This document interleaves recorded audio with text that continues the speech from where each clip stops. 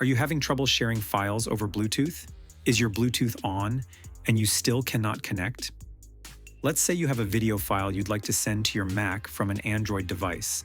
There's a toggle button that must be on to complete the Bluetooth transfer. Let me show you how. Click the Apple logo in the upper left corner to open System Settings.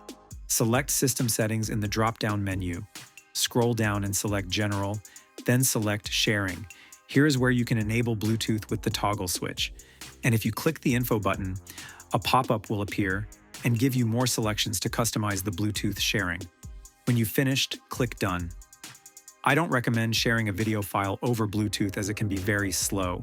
You can see here I'm transferring a file now and it's estimating over 2 hours to complete the transfer.